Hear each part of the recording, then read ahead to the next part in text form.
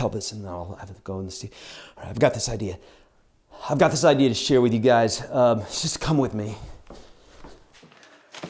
We rolling? Yeah. All right.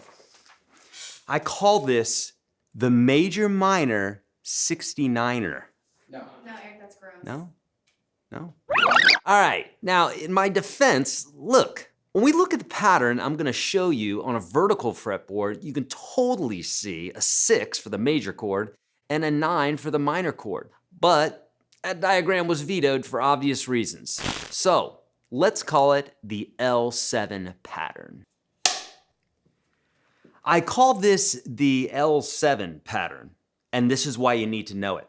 So folks that are wanting to write songs or find out what the chords are in a song, it's very helpful to know exactly where they lie on the fretboard. You might have seen my zigzag pattern, right? What I call the zigzag pattern, or a little pattern for finding the 1-4-5 of any song, okay? So for instance, if we're in the key of G, this is a G, and the note right underneath it is the 4 of the scale. So if the G is the 1, and we played our scale, 1, 2, 3, 4, then that's our 4, and this is our 5. So 1, 4, 5. You've heard a million songs that do something like this. Right? The 3 most popular chords, bar none, in popular music, 1, 4, and 5. But literally, just the other day, I was looking at the guitar and this popped up. So we have the 1, 4, 5 here, 3 major chords. This works for any key, by the way. And if you take the reciprocal of that, so imagine this L pattern right here, then imagine that L pattern flipped around and we have this little 7 that's right here. So here's our 1, 4, 5. Here's our 2, 3, 6. And it's literally a mirror image of each other. Now, why is that so important? Is because these 3 are minor, these 3 are major. So diatonic harmony, which is basically the construction of music as we know it, and without going into a long dissertation about how that comes about, essentially when we have a major scale, 1, 2, 3, 4, 5, 6, 7, back to 1, the chords are major, minor, minor, major, major, minor, diminished, and then back to our 1 again. For every major key, those are the chords that appear 99% of the time. It's not to say we can't change those, but usually they're not. Same thing for a minor key if we're starting from the 6, okay? We said 1, 2, 3, 4, 5, 6, and that would be our minor. And all the same rules would apply. But check this out. Again, the key of G, we have our 1 chord here, our 4 chord here, and our 5 chord here. That's why you know that the G, C, and D chords always work well together. Right? And that's our major chords there. And our minor chords right here.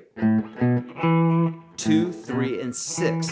So you literally can take this pattern and move it up and down the fretboard, and you can do this in absolutely any key. Now, I have a few other things I want to show you here, but really quick, here's a word from our sponsor. Are you a guitar player who's found yourself stuck in a rut? Do you feel alone in your craft with no like-minded musicians around? I just feel so all alone in my craft with no like-minded musicians around. Are you not sure how to advance and need some direction or encouragement? You bet I do. Hi, I'm Eric Andreas, your guitar sage, and I'm here to tell you about a program created by me to help you advance in guitar.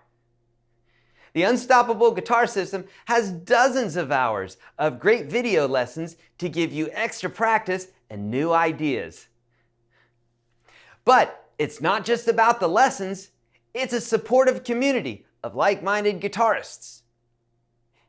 In the UGS program, you'll get encouragement, uplifting support, tips from other members. No matter what level of playing you're at, become a UGS member today and choose from 3 membership levels: $19 a month, $5 a month, or completely free. You choose the level of membership access you want. Join now. Now you're probably asking yourself, what about that diminished chord? And that's a great question. We know in diatonic harmony that there's 3 major chords, 3 minor chords, and 1 diminished that naturally appear. And we said that our major chords were the 1, 4, and 5, and that other little pattern is the 2, 3, and 6. Well, if you want the diminished 7 chord, just go a half step below the 1, and that's our diminished chord. Easy enough, right? Now, here's how I want you to practice this. Just understand about the 1, 4, 5 and the 2, 3, 6. Just visually look at that pattern. And then what I want you to do in the key of G is work this. See if what I'm telling you is not true, because I promise you it is. And then move that pattern around. So if you want to do that in the key of A, just scooch it up. You can do it in the key of A, doesn't matter. Whatever key, it's going to work the same. Just do this from the 6th string root. Most of the time you're going to be playing your bass notes for your chords on the 6th and 5th string anyhow, so there you go. It's going to work perfectly for you. My friends, that's all I have for you today. Hopefully you enjoyed this video. You know what to do. Thumbs up. Leave your comments below. As always, be kind to all beings. Do the right thing always. Don't trust the man. Practice your guitar. I'll see you in the next video. You're probably asking yourself, when is this going to shut up? We rolling? Let's do that again. All right, more.